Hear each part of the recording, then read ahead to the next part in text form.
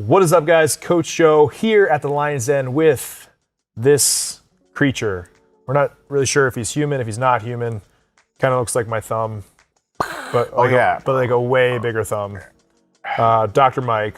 And the rumor on the street is we have beef, and we're here to tell you that we do have beef. I don't like him. Anyway, he's been helping me out with my training and my nutrition. Reluctantly. We're just going to be answering a lot of your questions that you guys had asked when I put up a picture of my current physique update, which I'll put right here, and just kind of go along with the flow, and Dr. Mike will give you his input on that. But right now, currently, I'm about 15 pounds down from when I had started.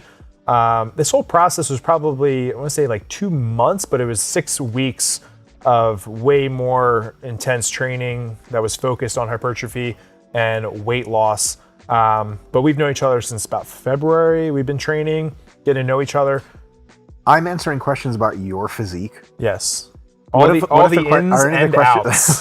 Some of the questions are like, hey, can you take your shirt off more? And we're like, that's not really okay. Yes, he can. This is the Lion's Den casting couch. But let's talk about the plan, like just from the basic outlook of it. I had come to Dr. Mike, and basically where I was as a strongman is I was a 242 competitor in USS, and in NAS I had to be 232. My goal was to compete in the Arnold, but we had basically come to conclusion that it would probably be better off for me to stick with USS and compete in that organization where I will actually lose weight, get to the lowest body fat possible, and then slowly add mass and fill out the 242 class as a heavyweight for USS when I do get back to competing in Strongman. There's a lot of other stuff that was involved with that, but that's just the gist of it, just to catch you up to speed with things. But when I was telling you that, Mike, what were your thoughts kind of going through your head as me as a strength sport athlete, you know, where you wanted to take me, a kind of a plan you had started formulating in your mind? What was going through your mind? Yeah, it's a really good question. You know, so for me, I've coached enough folks over the years to know that it's a really give and take process, mostly because you don't ever want to dictate to an athlete what they should be doing. Yeah, I'm Dr. Mike, whatever bullshit, but like some people want to go a different way, and there's also no correct way. There's a correct way to do what you choose, but you also always have multiple choices. Like if you were like, hey, I want to stay lighter but be super lean and fast, I wouldn't be like, you're an idiot. I'd be like, that's a cool way to go. You know, like lots of strongmen do really well staying on the lighter side and moving fast.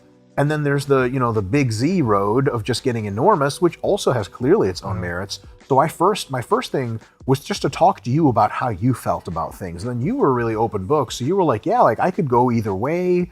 And then you sort of hinted at the fact that you were like, I feel like I can get bigger, which fed into my biases about your physique, because we had been training for a couple weeks already. And I was like, how old are you? What's your training experience? And I had gotten the idea that I was like, dude, this guy can put on gallons onto his frame, like pounds and pounds of muscle. And so I was hoping you'd be like, I want to get more jacked. And you were like, I want to get more jacked. And I was like, thank God.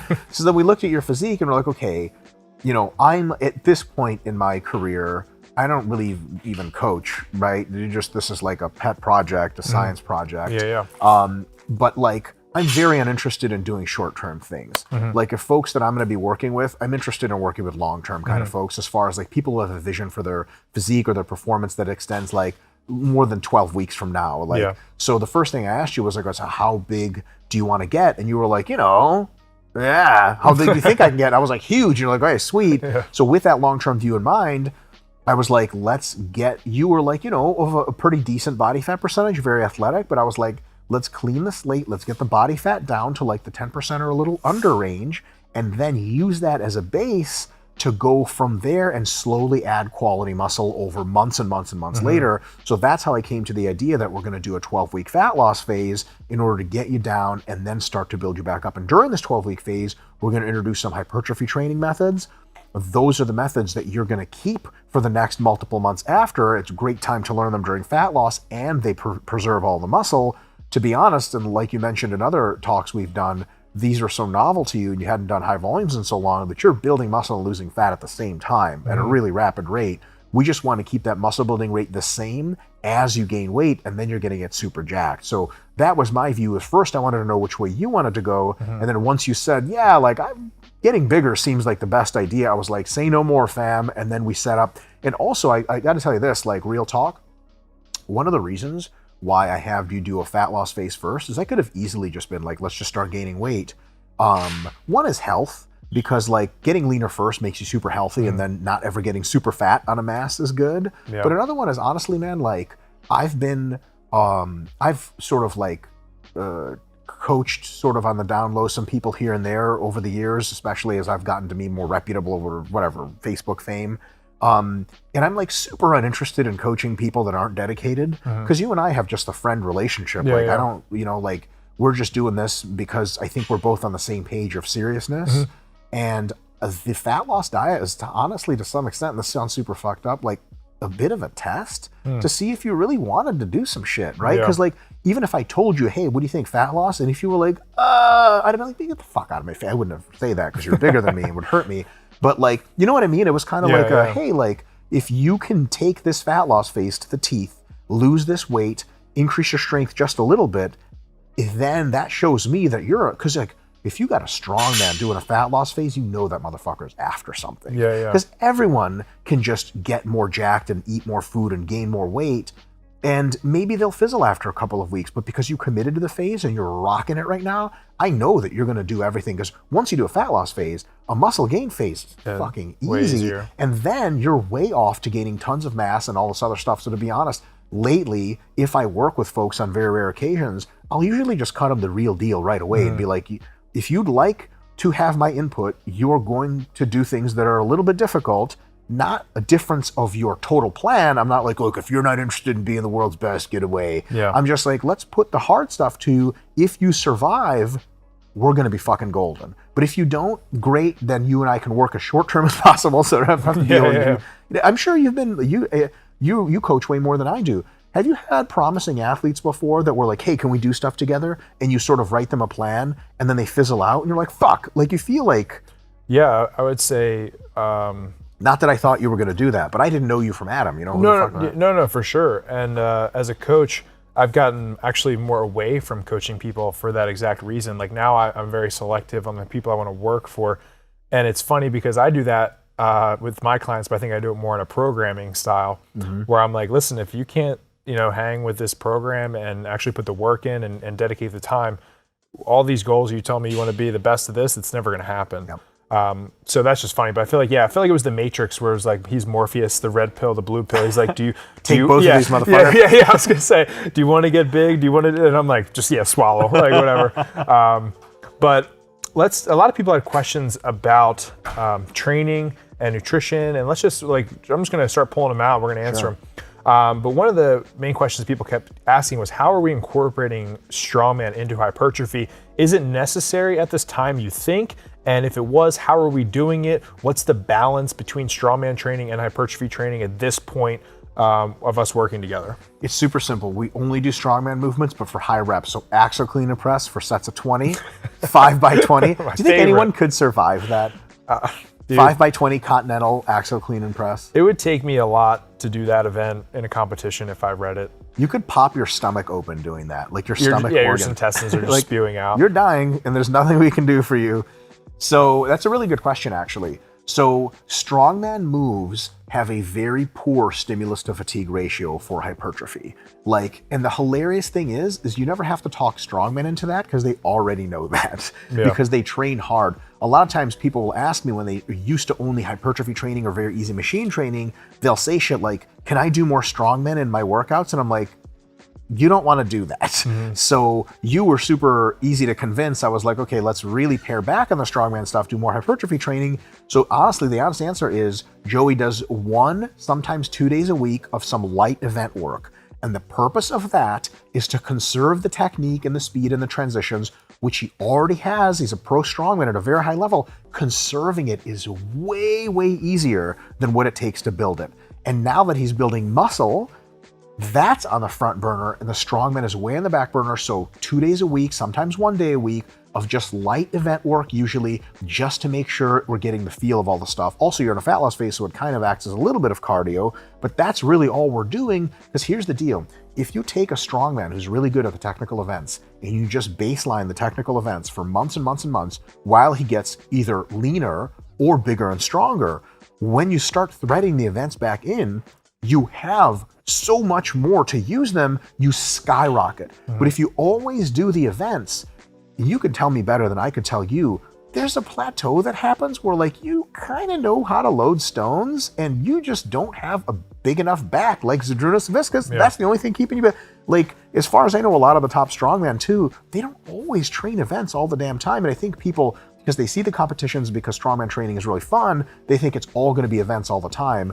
Events, there's a time and a place for. Can you expand on that? Once again, I think you nailed it. I think for me, this whole thing came at a good time mentally, which I think is something that's not talked about enough in training, and getting your identity so wrapped up in the type of lifter you are. So switching over to hypertrophy actually just mentally was great, where I enjoy training. And for any athlete who's super serious, I think they're lying to you if they're telling you that it's always sunshine and rainbows. I feel like at some point you're going to hit that wall, and that's where you have to make adjustments. And if you don't, you get burnout or you just don't want to do it anymore. So switching it up for me was super necessary, as well as, like Mike was saying, for me to get the lifts that I needed to increase.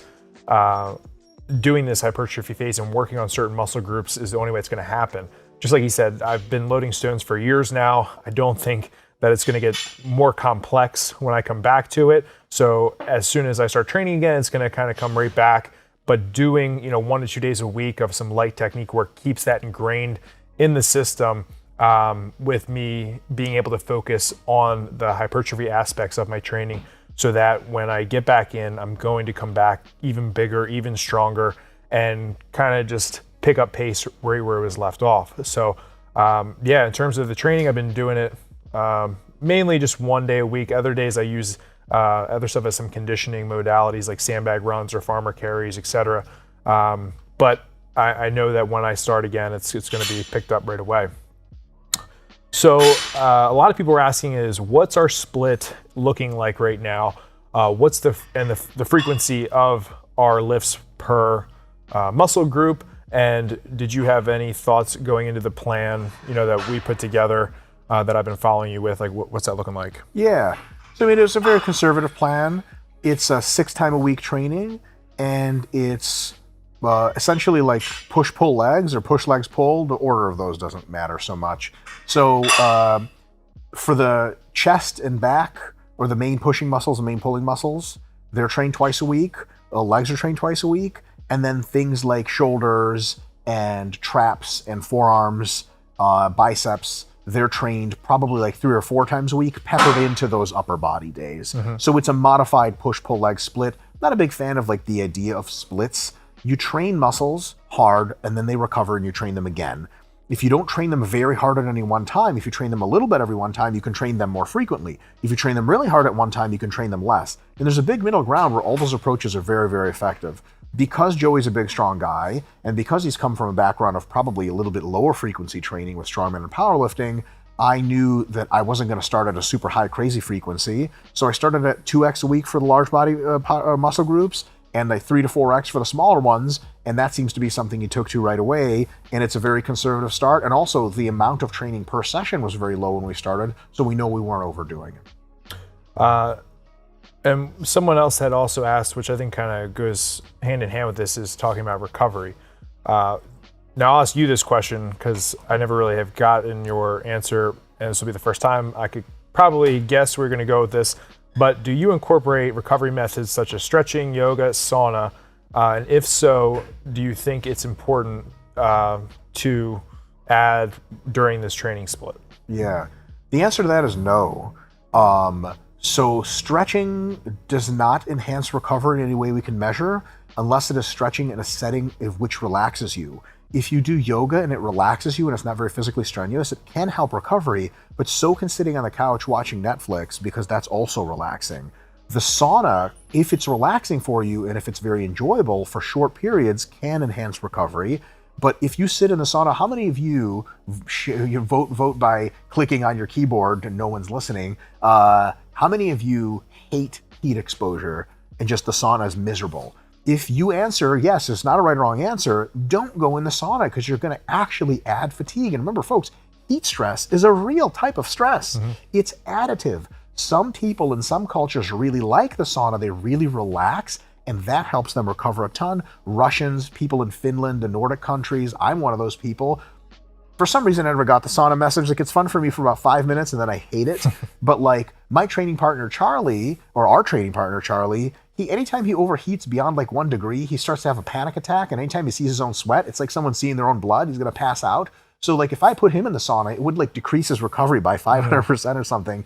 So to be honest, and there's actually some new research has come out adding to a body of research on cold exposure after training markedly reduces hypertrophy from training. And people thought that was a recovery modality. Now, to be honest, cold exposure actually does enhance recovery, how soon you're ready to train again, but at the expense of adaptation, which is really messed up. But like if you have a multi-day strongman meet, doing cold exposure after every one of those days is great because you'll never get super sore and tight. But if you're trying to train hard to gain muscle, do not do cold exposure. Honestly, folks, and this is as no BS as I can make it, recovery strategies, the biggest ones, sleep enough, eat enough, and don't have a ton of emotional stress in your life.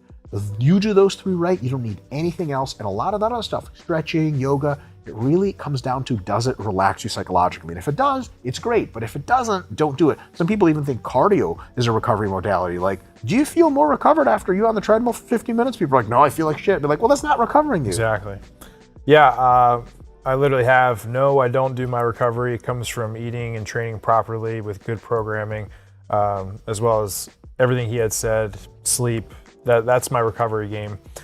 I would also just say, kind of umbrelling what Mike had just said, is if you like something that makes you feel good, do it. Like, that's cool because you have the psychological effect of it feels good and you enjoy it and it's relaxing you. But no, I don't do any stretching, no sauna, no yoga, any of that. And I think a lot of people neglect just proper programming to help them recover properly.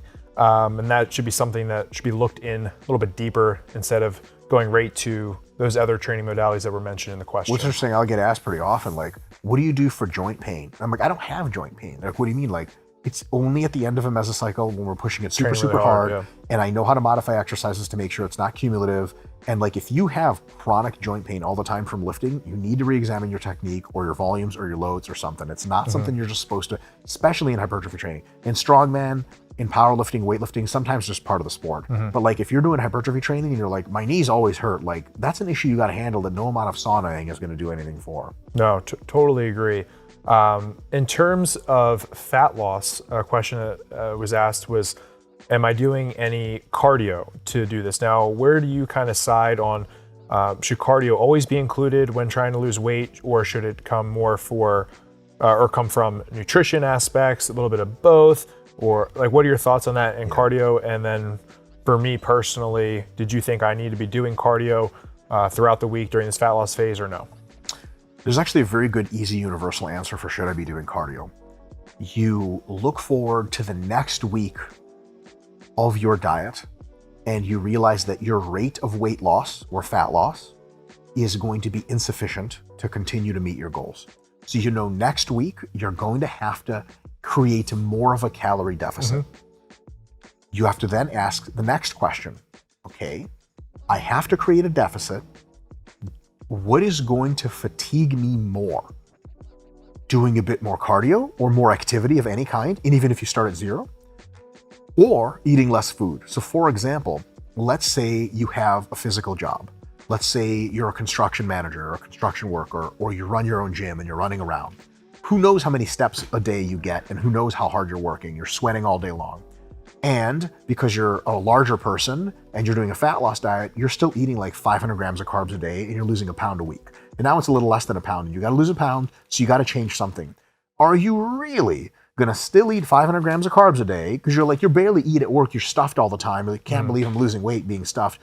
Are you really going to make the adjustment of more cardio? You'd have to be nuts. You're already doing a ton of cardio, more or less.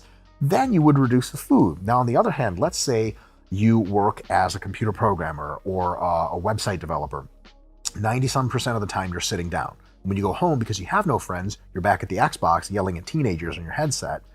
Die, motherfucker. You know, with the video games. That's me. Yeah. Yeah. So I was like, I know your website. You don't want to point me out. But. So if you are very, very low activity level, you're already not eating a ton of food. You look forward to next week and you're like, okay, I'd have to cut 50 grams of carbs. And you're like, that's going to make me really hungry.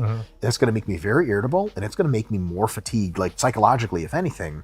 And then you ask yourself, okay, what if I just took a 30-minute walk every day? It would accomplish the same deficit, but like it would actually make me feel better and like less fatigued because I would be outside, it'd be nice. Then the answer is 30-minute walk and don't cut your food, right? So at every stage of a cutting process, there's an algorithm that like next cut needs to be made. Which one would be less fatiguing, eating less food or doing more cardio? And you kind of choose, and there's no right answer categorically. It's based on how you're doing. And at some point, look, both of them will suck. You just pick the less sucky one. Like if you're already walking like 50, like I have a step tracker on right now, I'm at 12,000 steps every day. That's my goal for this fat loss phase. If you told me I had to do 15,000, I'd be like, that's okay, but it's pushing it. If you told me, look, you either need to cut your food, you have to do 20,000 steps, I'd be like, cut my food, man. I'm going to walk my legs off my body. But if I was, you know, in a different situation where I was doing 5,000 steps a day and I was eating very little food, I'd be like, dude, I'll gladly do 10,000 for no food cutting at all. So it really just comes down to that decision. And for Joey, he's a pretty active guy and it's his first fat loss phase in a long time and he's eating plenty of food. So we're just doing exclusively food cuts, and the volume of his training and the fact that he has a dog, he walks his dog, he's up and about all the time doing stuff. He's not the kind of guy that really needs to be doing cardio because he's fundamentally cardio is just added caloric expenditure on the activity side. He's already very physically active and he's eating plenty of healthy food. So we're cutting food exclusively because we don't need to add cardio. And if he was trying to do a bodybuilding competition or something like that, of course, at some point that algorithm would say, okay, maybe we should do more activity and not eat less food. Yeah, I'm a big fan of just trying to keep the client or athlete as compliant as possible. So just like Mike had said, that's the kind of what you look at, their lifestyle and what's going to keep them with the best rate of progress as possible. Now, with the training and doing a cut, is there any training that needs to, or does the training need to be modified or changed at all when you are trying to lose weight, or does it just stay the same and that's it? You got to think of yourself as lighter every rep you do, because if you think the fat away, the chi, right? Namaste. That's what we're monks. Good question. As long as you're above your maintenance volume on a cut, which is roughly the same as your minimum effective volume on a maintenance phase, as long as you're doing enough training volume and your frequency is more than like, it's 2 times per week per muscle group or more, 2 to 4 times a week usually, you're good to go.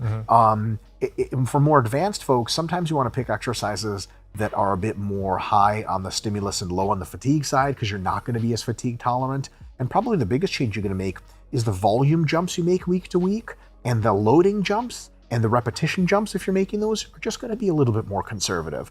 You got to just keep the muscle on, keep the performance good, keep it better than it was before or the same. Don't worry about making these crazy PRs, because sometimes you can design your training to go for nuts PRs. That's not the time to do it on the fat loss phase. The time is to sort of maintain your strength and maybe improve it just a little bit. So for example, if you usually, and this will become very obvious because you accumulate more fatigue on a cut, so you won't be able to do this, but trying and not being able to is some shit you and I have done a ton before. Like, I'm going to put 10 pounds on the bar and that doesn't work. Shit. So like, for example, if you usually put 10 pounds on the bar every week for a leg press, put 5 more pounds on the bar, and then you'll have this amazing successful cycle where you go sets of 20 to start and then sets of 20 to finish. 6 weeks later, you lost no repetitions. You actually gained 25 pounds on the bar. Or if you tried over that time to put 50 pounds on the bar, your reps would start to fall off. You get super crazy fatigue. You'd have to deload earlier.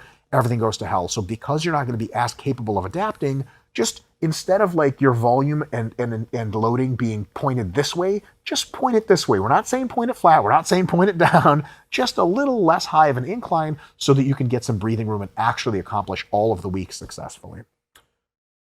Well, that was a lot of information. And a lot of you guys asked nutritional questions, which we answered on a video on the RP's channel. So I will link it right up here. You guys can check out any of those questions about my nutrition, my diet, using the RP Diet app, which I've been using throughout this entire process, and I'll give you a lot more insight on that.